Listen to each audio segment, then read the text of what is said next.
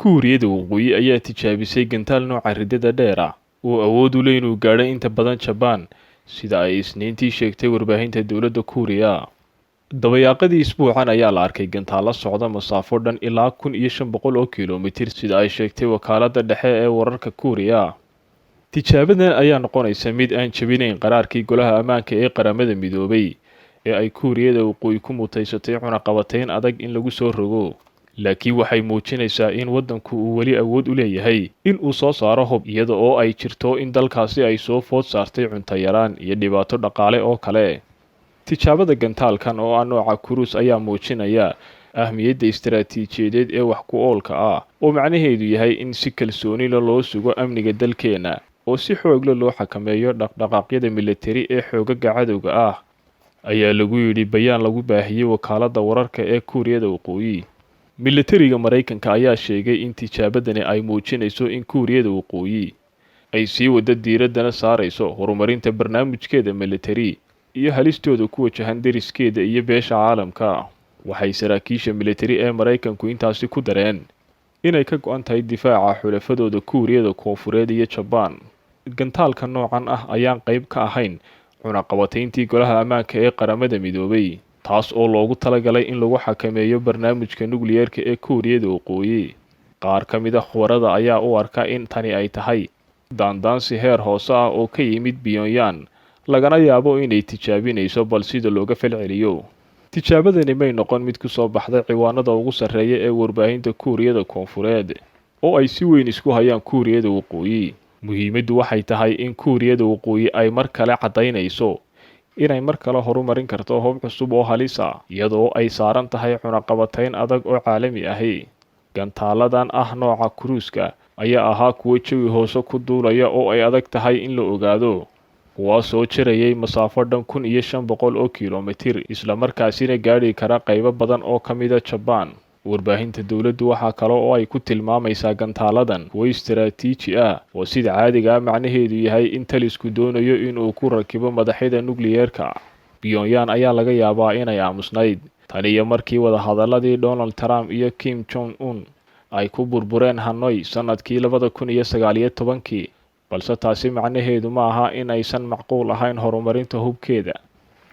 balse markana maxay Iran u ogolaatay in kamarada lagu rakibo warshadeeda nukliyeerka?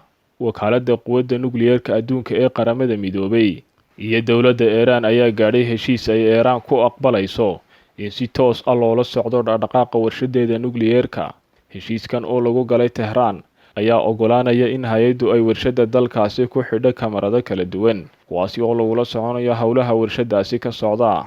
arrintan oo ay hore ugu heshiiyeen Iran iyo quwadaha waaweyn ee dunidu sanadkii 2015 ayaa ay Iran joojisay kadib markii uu Mareykanku heshiiska ka baxay xilligii uu talada hayay madaxweyne Donald Trump ee uu sidoo kale ku soo celiyay cunaqabatayntii ahayd in laga qaado.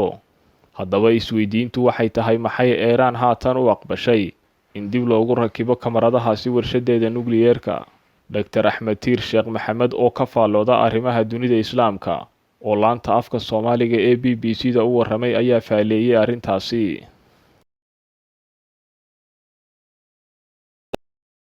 heshiiskii 2015 ayaa go'aanka horta lagu gaaray in xarumaha lagu xiro kaamirooyin lagu ilaaliyo oo ay ku xiraan wakaaladda darrada ee adduunka.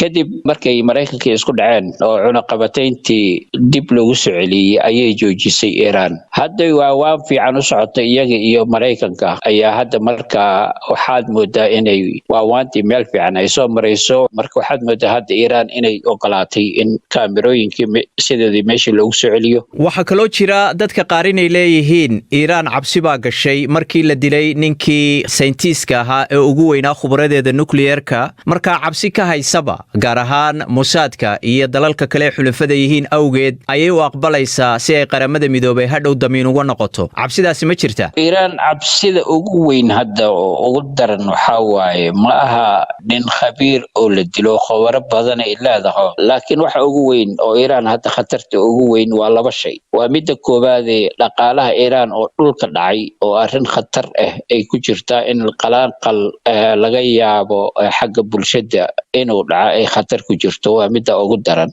midda labaad oo waxaa jirta ayadana in dowladihii gobolka ahay ee Iiraan ay xooga ku haysatay sida Ciraaq oo kale iyo ama Lebanon oo kale ayagana aad u daciifeen hadda awood ay ku garab istaagaan wax kasta Iiraan lagu sameeyo heli kar. Waa tan kalena way iska jirtaa arrimahan intelligence-ga oo ama wax la yeelaa iyo waxaas way iska jirtaa, laakiin hadda ma malaynayo Iiraan qudraadka ay leedahay awoodda xagga nuclear-ka iyo khabarada ay leedahay hal qof oo la dilay ama laba qof oo la dilay inay ay ku keenayso inay meesha ka baxdo. Waxaa jirtay in dalalka Carbeed ee waliba kuwa Khaliijka oo Sacuudigu ugu horeeya maamulkii hore Trump ay ka codsanayeen inuu cadaadis badan oo aada saara Iiraan, mararka qaarkoodna ay soo hadal qaadayeenba in talaabo military uu ka qaado. Haatanse waxaad moodaa maamulkan Biden inuu u dabcay dhinacii Iiraan. Arrintaas ma laga yaabaa dalalka ay xulafada yihiin Maraykanka Khaliijku inay si uun uga xumaadaan oo ay talaabo kala qaadaan? Meelay talaabo u qaadaan ma jirto. Dadkan way ku wada khasban yihiin Maraykanka in ay dhammaantood ay u wada ciyaaraan, waayo dowladahan badigooda Maraykanka la'aantiisa sida ayagaba sheegaanba ma taagnaani karaan. Maraykanka oo hadda ka baxayo bariga dhexe guud ahaan oo rabay inuu xagga iyo Shiinaha u sii jeesto ayaa waxay kalifaysaa marka in ay nooc oo heshiisiin ah in uu ka sameeyo bariga dhexe. Waxaa socota dabayl heshiisiin oo Maraykanka uu doonayo inuu Shiinaha u gacan banaanaado. Haddiiba uu Maraykanku ku guuleysto dejinta gobolka uu xiisada dejinayo oo Iiraanna muddada ay ka soo kabato dhaqaale xumada haatan ku habsatay, ma laga yaabaa mar labaad inay Iiraan soo rogaal celiso oo ay cidiyihii ay ku lahayd gobolka dib u kiciso? Iiraan waa dowlad mayal adag, waa dowlo caqiida faafinayso, dowla oo risaalo la waaye. Waxay wadataa shiicadaas madhabkaas ay rabtaa inay caalamka carabta iyo caalamka muslimka ku fidiso. Laakiin hadda waxaad moodaa in ay tabartii ay lahayn ayna baratay hadda ay ogaatay in ay wax badan ay samayni karin. Waa laga yaabaa marka inay sii wado fidintii madhabka shiicada, laakiin hadda wax weyn awood military oo Iiraan ay ka samayn karto bariga dhexe ma jiraan. Aqbalaadani marka ay aqbashay in la kormeero xarumaheega nuclear-ku, Iiraan ma siinaysaa xiriir diblomaasi oo intii hore ka qoto dheer inay la yeelato dalalka reer galbeedka?